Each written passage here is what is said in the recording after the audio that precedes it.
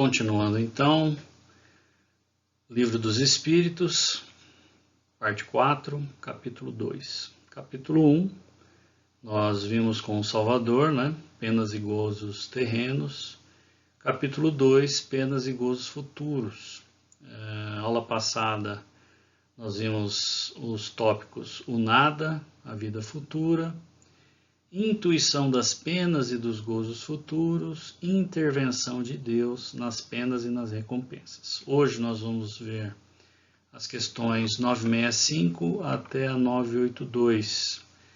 Tema de hoje, natureza das penas e gozos futuros. Legal a gente fazer um apanhado aí, né? O que é o livro 4, né? Quarta parte do Livro dos Espíritos. São as situações que nós vamos vivenciar na medida em que nós colocarmos ou não em prática a lei divina, né? Então, se o nosso cotidiano, as nossas atitudes, elas estão alinhadas com a lei divina, com certeza viveremos os gozos futuros, né? As alegrias no plano espiritual. E, se nós estivermos ainda muito distantes, teremos as penas, né, que são aí em diferentes graus. De qualquer forma, enquanto espíritos imperfeitos, as provações elas sempre existirão e nós ainda somos muito novos do ponto de vista espiritual. Então, a própria espiritualidade superior sabe que erraremos ainda muito, né? Por quê? Porque temos ainda muitas reencarnações para estruturarmos melhor a nossa condição intelectual e moral. De qualquer forma, o planeta agora mudou, né? Passou de provas e expiações e adentrou nessa nova era da regeneração que será construída coletivamente, né, a partir da modificação individual, né? E é isso que nós estamos buscando aqui, através dessa ferramenta maravilhosa chamada doutrina dos espíritos, né? Nos fortalecer e nos estruturar dentro dessa nova condição que o ser humano coletivamente e individualmente se encontra. Nós temos aqui esse exemplar ao lado, né, que é o exemplar, é uma imagem, né, da primeira edição do Céu e Inferno, de 1865. Nessa nossa linha de estudo, de raciocínio, né, o Céu e Inferno, Kardec, a partir da orientação e dos ensinamentos da espiritualidade superior, ele dividiu em duas partes. A primeira parte do Céu e Inferno é baseada nesse novo modelo, nesse novo paradigma, né, que a doutrina dos espíritos traz sobre a condição nossa do que é uma pena eterna, né? Então, arder no inferno eternamente? Não, né? Pode existir um castigo, né, na falta de uma outra palavra melhor, né, uma pena, mas essa pena mais branda ou mais ferrenha, de acordo com a condição do espírito e do distanciamento moral que ele tem, de respeito e de vida, né, dentro da lei universal do puro amor, né? Então, mais distante dessa amorosidade e vivenciando ainda orgulho e egoísmo, mais sofrimento, né? Menos egoísmo, menos orgulho, mais amor, menos sofrimento. E esses conceitos religiosos, o próprio nome, né, céu, inferno, justiça divina, já mostra essa visão a partir do conceito da imortalidade da alma, né? A segunda parte do Livro dos Espíritos já são relatos dos espíritos, através de médiuns, né, do que eles passam e passaram a partir do momento em que desencarnaram. Olha que beleza, né? Que profundidade. Nós temos já o exemplo, a vivência do exemplo do suicida, do homicida, do estelionatário, do homem bom e caridoso, né? Então toda essa gama de possibilidades, né, e de consequências para que a gente possa estudar e se melhorar, né? Então, o Céu e o Inferno é todo baseado na quarta parte do Livro dos Espíritos. Então vamos fazer a nossa prece e vamos dar continuidade aos nossos estudos. Pedir a Jesus que nos ampare, que nos abençoe, que nos oriente, que nos assista através dos bons espíritos protetores familiares, dos mentores da nossa casa, Allan Kardec, dos nossos anjos guardiões, nós possamos, através desses ensinamentos, nos fortalecer interiormente, moralmente, intelectualmente e colocar em prática esses ensinamentos, para que nós possamos deixar o homem velho para trás e construir, fazendo nascer a cada dia esse homem novo, já vibrando essa nova era, a era regeneradora, que o planeta está vivenciando já. Se conosco, Jesus, agora e sempre. Vamos lá, então. Questão 965. As penas e as venturas da alma após a morte têm alguma coisa de material? Pergunta interessante, né? Uma vez que nós não nos encontramos mais enquanto espíritos reencarnados, nós vamos sentir ainda alguma coisa de material? Resposta: não podem ser materiais, visto que a alma não é matéria. O bom senso o diz. Essas penas e essas venturas, né, essas alegrias, nada têm de carnal e, portanto, são 1000 vezes mais vivas, mais intensas, né? Então, tanto as alegrias como os sofrimentos, eles têm uma intensidade muito maior, né?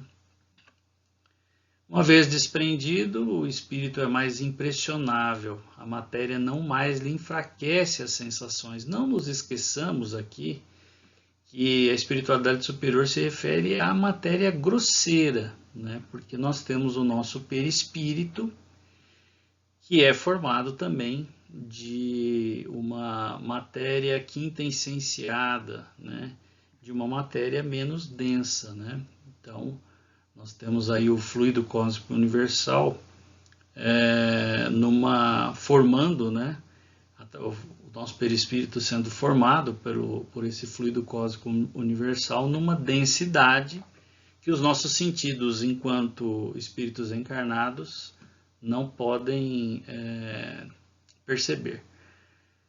Mas na matéria, mais no plano espiritual, uma vez que nós desencarnamos, nós vamos ter essas sensações como se fossem físicas, né? Embora não sejam materiais. Essa imagem é uma imagem bem assim, emblemática, porque ela é uma ilustração do livro Eu Voltei, né? Onde o irmão Jacó, na psicografia de Chico Xavier, coloca todas assim as situações que ele vivenciou na pátria espiritual. Lógico que isso só pode acontecer à medida em que nós tivermos uma pessoa com a mediunidade tão aguçada, né, extremamente desenvolvida como a do Chico Xavier. E ele foi, o irmão Jacó, na verdade, ele foi um diretor da Federação Espírita Brasileira, né? Ele desencarnou, se não me engano, em 1947, se não me engano, né? E ele disse que ele queria relatar como é que ia ser a experiência dele e tal. E apesar de ser um diretor, né, diretor da Federação Espírita, então sempre dedicado ao espiritismo, né? Ele vivenciou situações, ele relata no livro situações constrangedoras, difíceis, de adaptação, né? Então essa imagem aí, ela ilustra ele no velório já, um pouco acordado, um pouco, né, sonolento, a filha dele dando amparo para ele, e ele lá junto com os mentores, né? Ele teve o Dr. Bezerra de Menezes auxiliando o desencarne dele, né? a situação, você imagina, e para ele estava difícil, né? Então, vamos rezar para o Dr. Bezerra amparar a gente nesse momento também, né? Porque o irmão Jacó, que é um pseudônimo, né? Ele captava assim as pessoas que faziam prece por ele, né? E as pessoas que tinham pensado, até ele relata no livro o pessoal preocupado em pagar, né? O funeral, né? Isso para ele foi muito difícil, né? Porque ele estava ali consciente, né? Um pouco sonolento, mas consciente. Isso tudo ele recebeu auxílio da espiritualidade superior e aí ele foi encaminhado e foi levado para onde a filha dele residia, né? Que é um espírito já bem estabelecido, né? No plano espiritual, a Marta. Mas é uma cena interessante e isso o espiritismo tem essa riqueza já, né? Então o Kardec codificou essas questões, essas diretrizes, né, esses pilares centrais, e o Chico ele trouxe toda essa gama de detalhes, né, para a gente poder ter uma noção desse momento, né, e também entender que nós temos um caminho muito longo pela frente, né? Rezar por nós e por aqueles que partem, né? Para ter esse amparo da espiritualidade superior. Vamos lá. A questão 966.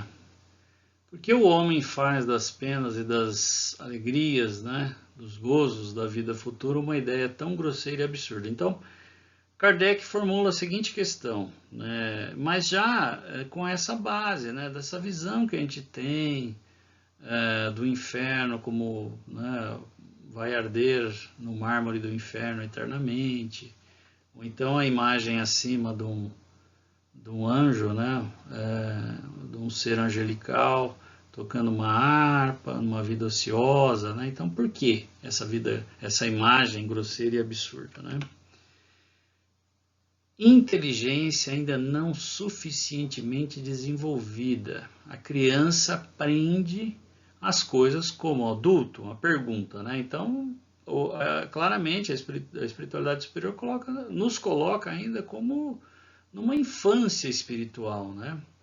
Talvez chegando aí a uma adolescência, mas muito ainda novos, né? Espíritos ainda aprendendo ainda sobre essa profundidade na nossa existência. Mas a terceira revelação para a humanidade, a doutrina dos espíritos, traz todo esse esclarecimento, né, para nós.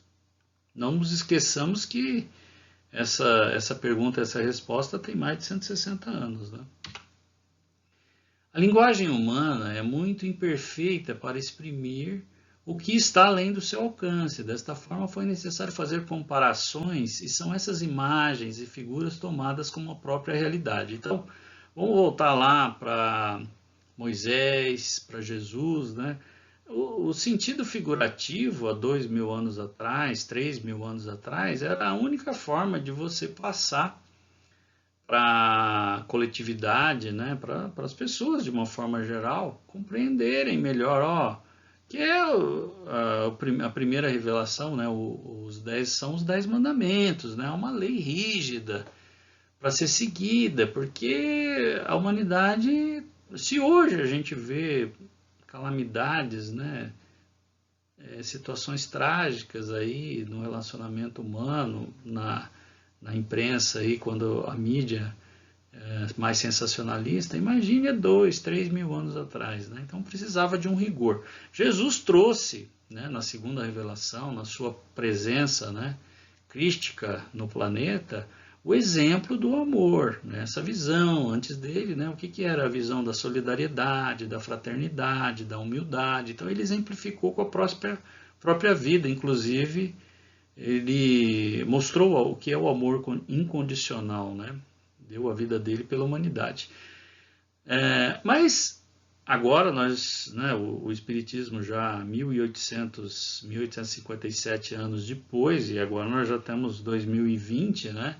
Já temos que superar essa linguagem figurativa e simbólica, né? Então, o que é o céu e o que é o inferno na realidade, uma vez que nós temos noção da pluralidade dos mundos, da imortalidade da alma, da lei da causa e efeito, né? Então nós vamos estar conversando a respeito disso e sair dessa visão, como a própria pergunta coloca, né? Uma visão grosseira e absurda da nossa vida futura no plano espiritual. Então vamos lá, 967. No que consiste a felicidade dos bons espíritos?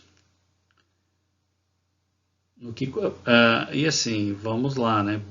Quem são os bons espíritos, né? Então nós temos essa imagem aí à direita, né? Vou utilizar aqui o ponteiro, né? Então nós temos os espíritos imperfeitos de terceira ordem, né, na pirâmide, né, questão 100 do Livro dos Espíritos, né, escala espírita, que somos nós, né, espíritos ainda imperfeitos. Aí nós temos a segunda ordem, que são os bons espíritos, né, e a primeira ordem, que são os espíritos puros. O nosso exemplo e modelo é Jesus. Vamos então à resposta aí. Conhecer todas as coisas. Então, olha só o que é um bom espírito. Para a gente saber que nós estamos ainda na terceira ordem, não pertencemos à segunda ordem. Então, no que consiste a felicidade dos bons espíritos? Conhecer todas as coisas, não ter ódio, não ter ciúme, não ter inveja, não ter ambição, nem qualquer das paixões que fazem a infelicidade dos homens, né? É o amor que os une, é para eles a fonte de suprema felicidade. Então você imagine, isso já é o espírito bom. Você imagine o espírito puro, né? E quem achar que está na segunda ordem é só imaginar que não está vivenciando nenhum desses, vamos colocar defeitos, né? Dessas situações aí. Então, na verdade, precisamos conquistar essa virtude, né? Para sairmos da terceira ordem e irmos para a segunda ordem. Continuando. Não experimentam nem as necessidades, nem os sofrimentos, nem as angústias da vida material. São felizes com o bem que fazem. Então, os bons espíritos, que na verdade são os nossos anjos guardiões, porque todo anjo da guarda, todo mentor, ele pertence a uma ordem superior à nossa, né? Então, os nossos anjos da guarda pertencem aos espíritos de segunda ordem. Quem é o anjo da guarda dos espíritos de segunda ordem? Os espíritos perfeitos, né? Só Jesus. Continuando a resposta. Somente os espíritos puros desfrutam em verdade da felicidade suprema, mas nem por isso os demais são infelizes, quer dizer, nem por isso os bons espíritos são infelizes, né? Entre os maus e os perfeitos há uma infinidade de graus em que a felicidade é relativa ao estado moral. Então, veja bem a condição moral aqui, né, para fazer com que um espírito ele sinta maior ou menor sofrimento ou, né, vivencie um maior ou menor alegria, ventura, né? Então, essa questão 967, ela na essência dela, ela mostra essa questão, o que é o céu e o inferno, né? Nós vamos ver mais para frente a questão do umbral, né? E o que é o céu e o inferno?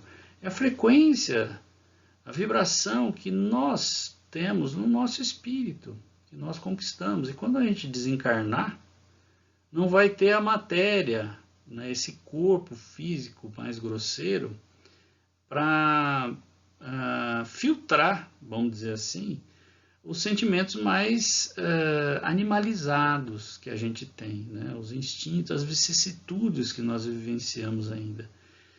Mas a beleza que eu vejo do Espiritismo é não ter esse dogma, né? Esse conceito engessado do inferno. Que se somos espíritos imperfeitos, né? E nós fomos criados por Deus sem nem a estrutura moral e nem a intelectual. Nós estamos formando, estruturando. Isso só vai acontecer a partir dos erros. Essa eu acho que é a grande sacada do Espiritismo, né? É nós compreendermos que não é Adão e Eva perfeitos no paraíso, expulsos após o pecado, né? E aí nessa roda da fortuna, do infortúnio, né? De ser o pecador. Não, nós não éramos perfeitos, nós fomos criados imperfeitos e estamos nos estruturando e caminhando para a perfeição de forma inequívoca. Estamos fadados à perfeição. Não, nós não temos como retrogradar. O espírito ele pode estagnar, né? A gente pode parar por um tempo, mas nós não vamos regredir na nossa evolução. Isso é muito lindo. Isso é a própria esperança, né? Você ter essa certeza de que o sofrimento faz parte da nossa evolução. O que nós precisamos é sofrer menos e com pouco sofrimento aprender mais. Eu vejo dessa forma, né? Bom, então, continuando 973, quais são os maiores sofrimentos que podem suportar os maus espíritos, né? Então, primeiro, quem são os maus espíritos, né? Espíritos ainda muito embrutecidos, né? E que não necessariamente não acreditam na lei da reencarnação, porque muitas pessoas não acreditam, né, na lei da reencarnação, mas que não têm ainda adquirido os valores éticos e morais, né? Então, os espíritos maus são esses espíritos que ainda não despertaram para essas regras básicas de convivência social, né? E que a base delas é a condição ética e moral. A resposta da 973 é que esses espíritos maus, eles vivenciam torturas morais, né? Por que morais? Porque as físicas, uma vez que você desencarnou, não necessariamente você pode até sentir fisicamente, mas esse sentimento é uma criação, vamos dizer assim, da área psíquica do espírito, né? Porque sente-se fisicamente, mas o corpo físico não existe mais, existe o perispírito, né? Nós sentimos o perispírito. Então, o sofrimento são torturas morais que não se tem nem como, muitas vezes, descrever. É até difícil descrever, né? E essa é a resposta. Mas vamos à consideração de Kardec.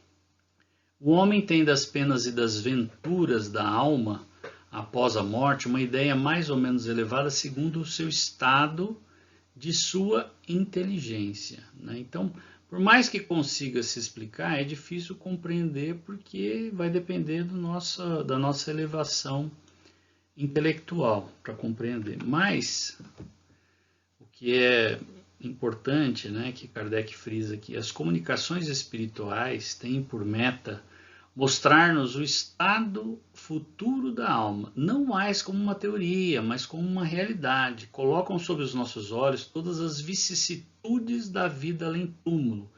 É o que nós colocamos, inclusive, a respeito do céu e inferno, né, do livro Céu e Inferno, que tem duas partes. Uma é uma explanação a respeito de conceitos, né, quebrando esses tabus a respeito do que é o céu e o inferno, né? Colocando como, na verdade, o céu e o inferno situações que são vivenciadas até que o espírito adquira uma nova visão, né?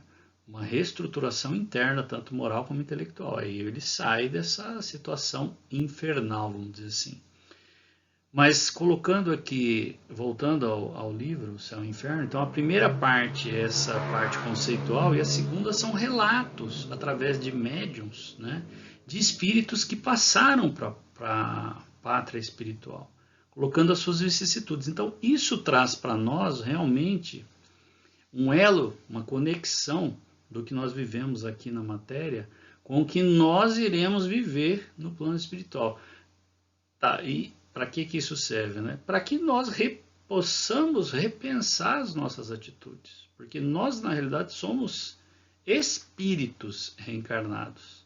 Aqui nós estamos de passagem. Nossa pátria é no plano espiritual.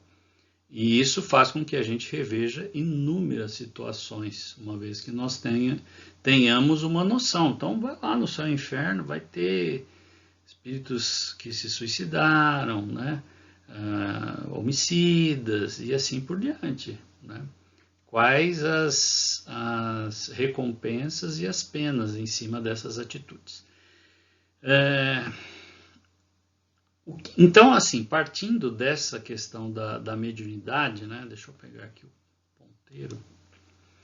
Partindo dessa situação aqui das comunicações espirituais, né? Essa meta de mostrar-nos o estado futuro da alma, voltamos a essa página que foi mostrada na aula passada, que é do livro Cidade no Além, que a Igorina desenhou, né?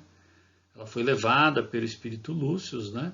em desdobramento, né? E uma viagem astral, né? Em desdobramento, seu perispírito foi levado a inúmeros locais, principalmente do nosso lar, né? Mas essa é uma imagem que ela também pôde ver do orbe terrestre. E aqui tem as camadas, né? Então nós já colocamos na outra aula, aqui essa estrela de Davi é a 8ª camada, ó, umbral, onde está localizada a cidade espiritual, nosso lar. Na tela do computador a gente vai conseguir ler, no celular não, por isso que eu estou lendo aqui, né? Aí acima nós temos a camada 9, que é onde fica a arte em geral, cultura e ciência. Então aqui já são os espíritos que estão inclusive acima do umbral, porque nós sabemos que o nosso lar também fica no umbral, né? E nós temos aqui camadas que são ainda muito próximas, né, que estão até abaixo da crosta terrestre, né, zonas abismais. E aqui nessa camada, que é a 7ª, nós temos inúmeras colônias, né? Aqui a Igorina coloca como umbral médio, essa aqui. São nuvenzinhas que são inúmeras colônias no plano espiritual, né? Então, vamos fazer prece para pelo menos a gente chegar numa dessas colônias quando nós desencarnarmos, né? Ou durante o período noturno podemos ser levados para tratamento, estudo, né? Em uma dessas colônias. Mas voltando aqui, que isso é muito legal, né? Porque nós temos a obra básica, né? O Pentateuco, essa obra maravilhosa que é a terceira revelação, a doutrina dos espíritos. Temos inúmeras outras, né? A revista espírita, o que é o espiritismo, a literatura que Kardec deixou para nós, né? Em toda a sua genialidade, a partir da orientação do plano espiritual, e temos já essa continuidade com o Chico Xavier, né? Então nós temos aí a psicografia do Chico de André Luiz, Emmanuel, né? Essa mesma literatura que nós estamos vendo aqui, né? Esse desenho de como é o orbe terrestre. E para onde nós vamos? Nós vamos para onde o nosso campo vibratório, né? Toda essa vibração que nos envolve, os nossos pensamentos, estão. Né? Então, aí não tem milagre, né? Nós somos o que nós pensamos. E quando nós desencarnamos, a nossa vibração ela vai ser condizente com uma dessas faixas. E aí não tem conversa. O que a gente pode fazer é rezar, né? E pedir a Deus uma orientação e uma assistência para que a gente tenha uma nova chance, né? Que é o que normalmente acontece, né? Enquanto espíritos imperfeitos, sempre nós vamos ter uma nova chance, uma nova reencarnação. Mas que isso aconteça da forma mais harmônica possível. Essa imagem aqui é uma imagem de um átomo, né?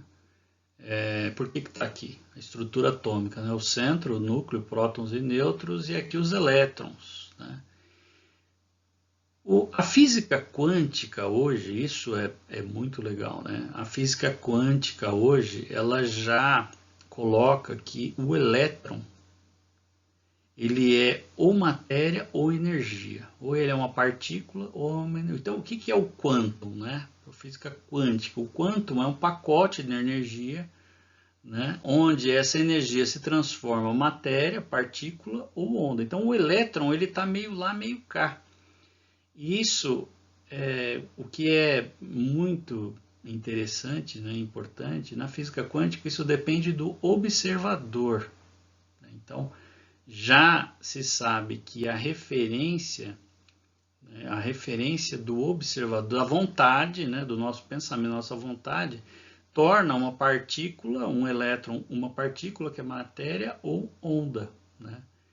E a física quântica é, né, muito profunda, muito interessante, mas por quê? Porque isso já está mostrando, a ciência de certa forma, ela já está chegando no que nós chamamos do plano espiritual, né? E são camadas menos densas de uma matéria, do fluido cósmico universal, numa menor densidade, uma densidade que os nossos sentidos materiais ainda não conseguem ter essa percepção, mas que ela está aí, né? Isso é muito importante e muito legal. Nós chegaremos lá. Mas aqui o que fica é essa questão realmente da nossa frequência, da nossa vibração, quando nós desencarnarmos, para onde nós vamos. E da importância já desses relatos, a partir de médiuns, né, e a partir do próprio Chico Xavier, de como é o plano espiritual. Questão 975. Os espíritos inferiores compreendem a felicidade do homem íntegro? Só uma ressalva aqui, vocês podem observar que houve uma seleção de questões, porque nós temos muitas, né? 965 a 982, né? São, né, quase 20 questões. E então, teve uma seleção aqui, por favor, depois vocês leiam todas elas, né? A gente está procurando dar uma ênfase maior para essa questão dessa oscilação entre o bem e o mal, entre o céu e o inferno, que é no que consiste esse capítulo, né? Vamos lá. Os espíritos inferiores compreendem a felicidade do homem íntegro? Há essa compreensão? Vamos lá. Sim, e é o que causa o seu suplício, porque compreendem que estão privados dela por sua própria culpa. O livro, eu voltei, do irmão Jacó, Psicografia do Chico, que foi citado aqui no segundo ou terceiro slide, né? Ele coloca o irmão Jacó, que na verdade foi um diretor da FEB, né? Ele coloca, é Frederico, se não me engano, Frederico, o primeiro nome, né? O primeiro nome em sua última reencarnação, e ele usou o pseudônimo de irmão Jacó. Ele foi para o plano espiritual ficar na casa da filha, que já tinha desencarnado, a Marta, né? E tem alguns momentos onde ele mesmo relata, enquanto espírito, sensações de inveja mesmo, né? Justamente por estar ao lado, ver um espírito, tinha um espírito de uma professora que foi no comboio do desencarne, né? Assim que desencarnaram junto com, guiada pelo Bezerra de Menezes, ela tinha uma luminosidade na região do tórax, né? A sua própria filha, uma luminosidade muito grande em torno dela, que é fruto de uma elevação espiritual, né? E aí ele cita esses constrangimentos. Agora você imagine, se a gente já sente aqui na matéria, imagine no plano espiritual. Ao mesmo tempo, eu imagino que isso seja uma pressão muito grande para que a gente procure evoluir, né? Então, vamos voltar aqui para a resposta. Vou pegar o ponteiro aqui. Sim, e é o que causa o seu suplício, porque compreendem que estão privados dela por sua própria culpa, dela quem, né? Privados dessa felicidade que o homem íntegro tem. E no plano espiritual isso se torna muito mais intenso.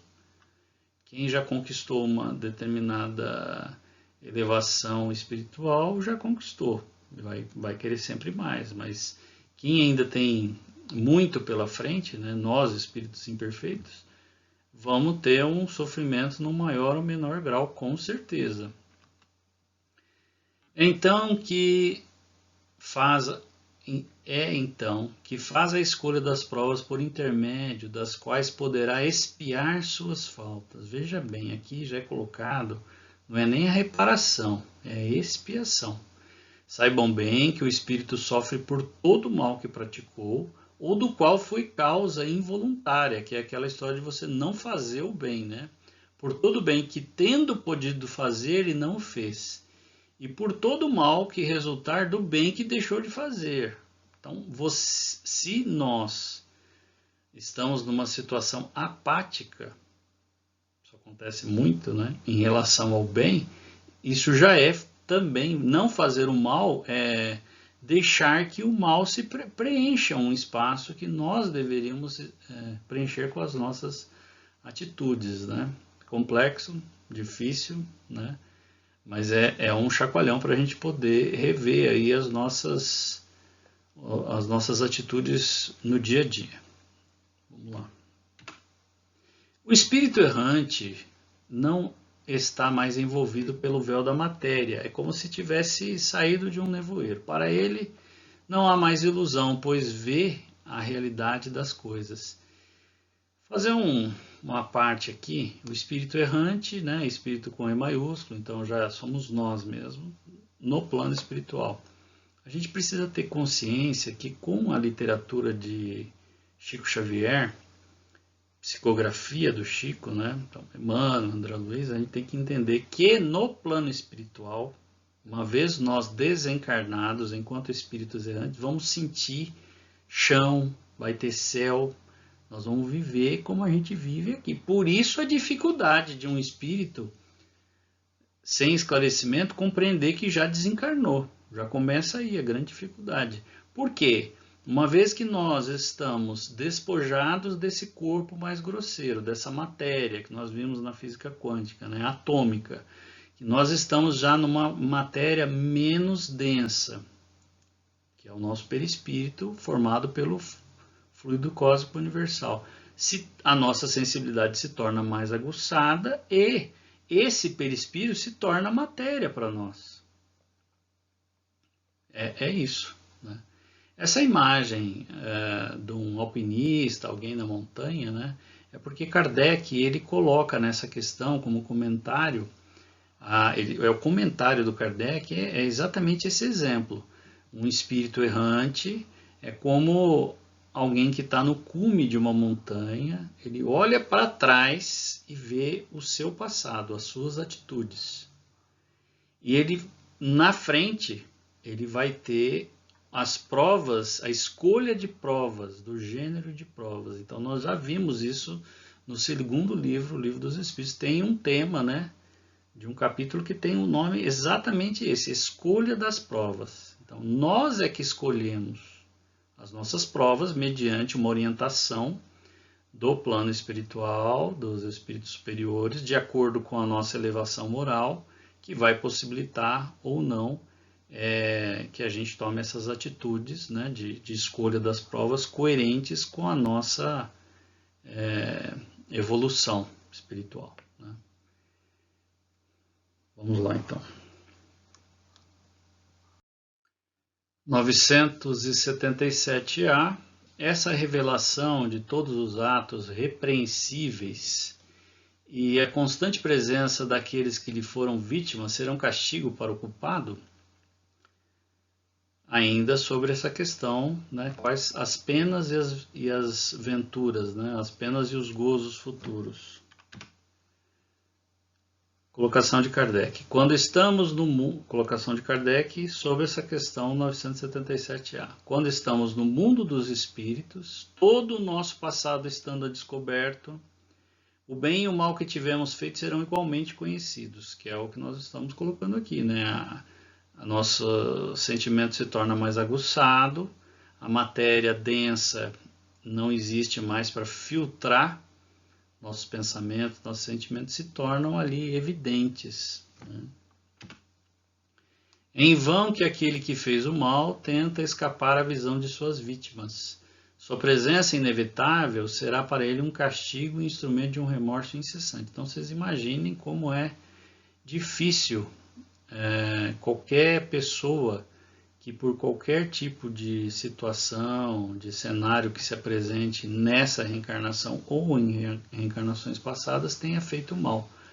Vamos pegar o exemplo da Inquisição, né? Que existem aí muitos espíritas que fizeram parte, em maior ou menor grau, da igreja na Idade Média, né? E participaram, em maior ou menor grau, das perseguições. Todos nós estamos, né, suscetíveis a termos participado disso e de outras situações, porque faz parte da nossa condição, né, humana. E no plano espiritual vem esse sentimento de remorso, né? Aí entram conceitos que nós já vimos, consciência, né? Onde está a consciência, onde está escrita a lei divina em nós, por isso que vem o peso da consciência, a lei do livre-arbítrio, né?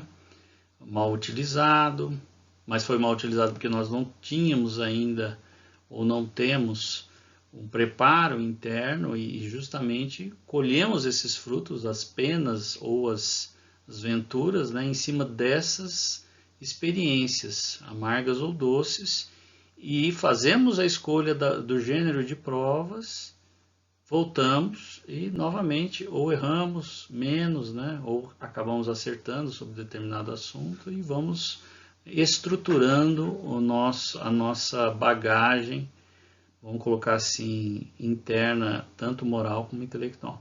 A imagem aí é do abacateiro, né?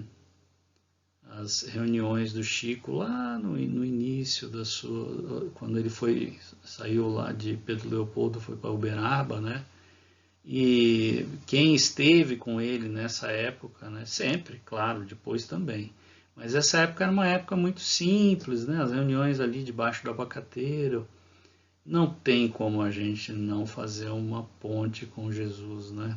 A simplicidade, a humildade, a caridade presente, né? Que é o que nós estamos vendo aqui, né? Quais serão nossas penas e nossas recompensas se nós não vivenciarmos o máximo que nós conseguimos a caridade, né? Nos distanciarmos do egoísmo e nos aproximarmos da caridade. Vamos lá. Questão 982, né? A última questão desse nosso tópico, né? Natureza das penas e das venturas futuras. Depois continua o capítulo 2, né? Já temos mais algumas aulas aí. É necessário crer no Espiritismo e nas manifestações dos Espíritos para assegurar a nossa sorte na vida futura? Que pergunta importante que Kardec colocou aqui, né? Vamos ver a resposta. Se assim fosse, todos os que não creem ou que não puderam esclarecer-se seriam deserdados, o que é um absurdo, né? As questões 165 e 799 falam exatamente desses dogmas, né? Levam a essa reflexão sobre esse dogma de sempre se defender o seu conceito filosófico, o seu conceito religioso. E o Espiritismo, ele justamente não tem nem essa estrutura hierárquica, né? Não tem um chefe, não tem um líder no sentido hierárquico mesmo, né? Não existe. O que existe, por exemplo, são espíritas, né? Que pela sua conduta moral, exemplificando a sua vivência cotidiana, acabam tendo uma autoridade, né? sendo uma referência, um modelo, um exemplo a partir da prática, mas não existe nesse sentido um dogma, né, com uma hierarquia dentro do Espiritismo. Continuando, Kardec, comentário de Kardec. Ela, né, a doutrina espírita, apressa o avanço dos indivíduos e das massas, porque permite concebermos o que seremos um dia. É um ponto de apoio, uma luz que nos guia. É assim, ó, o sentido, né, do Espiritismo no ponto de vista coletivo, né, e individual. O Espiritismo ensina a suportar as provas com paciência e resignação, desvia o homem dos atos que poderiam retardar-lhe a felicidade futura, e é assim que contribui para a sua felicidade, né, para a nossa felicidade. Mas nunca se disse que sem ele, sem o Espiritismo, não se possa atingi-la, a felicidade. Então, estamos em plena evolução, não existe eu pelo menos não vi em nenhum ponto onde se coloca que o Espiritismo tenha que abranger toda a humanidade. O que se coloca é que, por exemplo, o conceito da reencarnação, ele faz parte da lei universal, ele vai ser absorvido. Agora, se ele vai ser absorvido por determinada religião e a religião continua com toda a estrutura dela, por que não, né? E aqui, inclusive, é colocado, né, aqui claramente é colocado que não necessariamente o Espiritismo é o veículo pelo qual o espírito tem que passar para evoluir. O Espiritismo, ele auxilia, é uma ferramenta maravilhosa, né? Quem se identifica como eu, utiliza ele para poder, né, a prece, né, pensar 1000 vezes antes de discutir com o vizinho, com a esposa, com o marido, com o filho, com a filha, com o pai, com a mãe, rever, né, essa situação. Isso não quer dizer que a pessoa não faça isso sem ter o Espiritismo como guia, né? Mas é uma ferramenta importante. Então nós estamos aqui encerrando a nossa aula de hoje, né? Depois, terça-feira que vem, continuamos com o capítulo 2. E fiquem com Deus, que Jesus abençoe todos nós durante essa semana e por todas as nossas vidas. Obrigado.